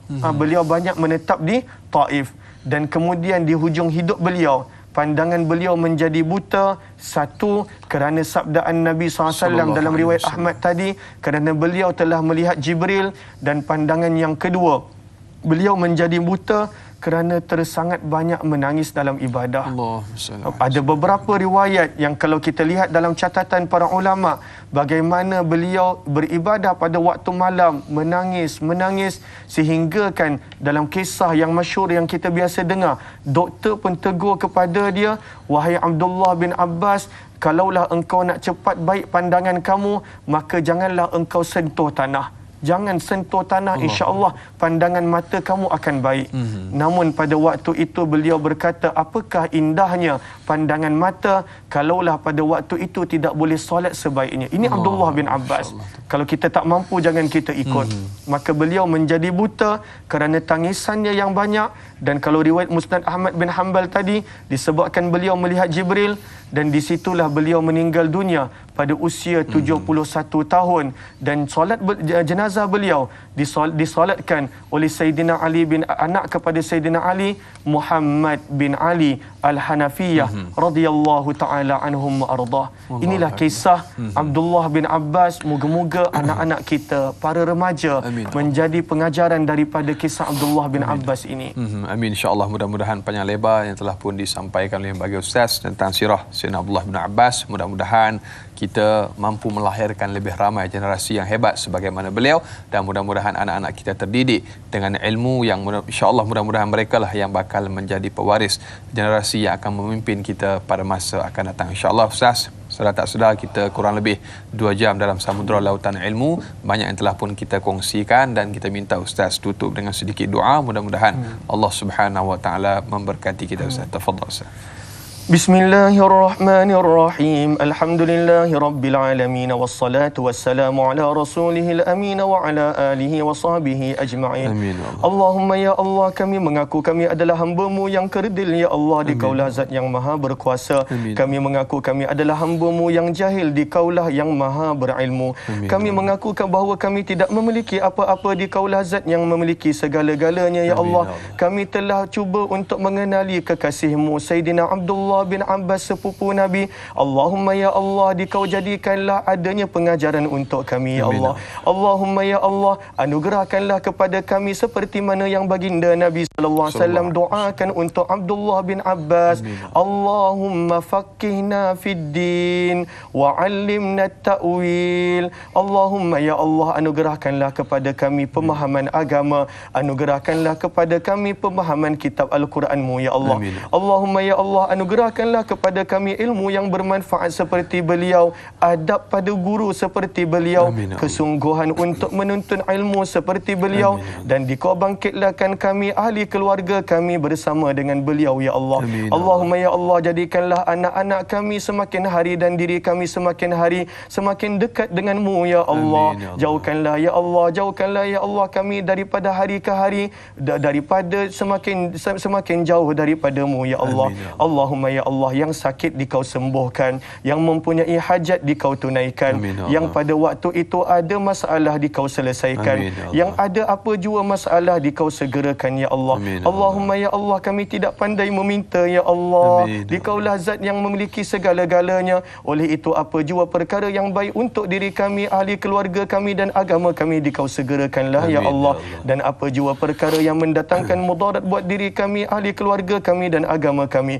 Dikau jauhkanlah ya Amin, Allah, ya jauhkanlah ya Allah. Amin, ya Allah. Satukanlah hati-hati umat Nabi sallallahu alaihi wasallam Sallallahu ini, alaihi wasallam. angkatlah wabak daripada kami Amin, ya ya Allah. Allah. Wa sallallahu wa sallama ala sayyidina Muhammad wa ala alihi wa sahbihi ajma'in, walhamdulillahi rabbil alamin. Amin ya rabbal alamin. Alhamdulillah, terima kasih bagi Ustaz Umar Abdul Aziz atas perkongsian pada hari ini. Mudah-mudahan Allah Taala berkati kita. Esok sebagaimana biasa kita akan bersama Dai Hakim selaku moderator dan juga yang berbahagia Ustaz Muhammad Rozi Rejab untuk bicara topik tafsir dan taranum surah Ad-Dukhan ayat 46 sehingga ayat yang ke-52. Jadi terus setiap menonton channel Ustaz, saudara jangan mencari yang sempurna. Sempurnakan apa yang ada, tidak ada yang sempurna melainkan Allah Subhanahu wa taala. Sampai berjumpa lagi. Assalamualaikum warahmatullahi wabarakatuh. Waalaikumsalam warahmatullahi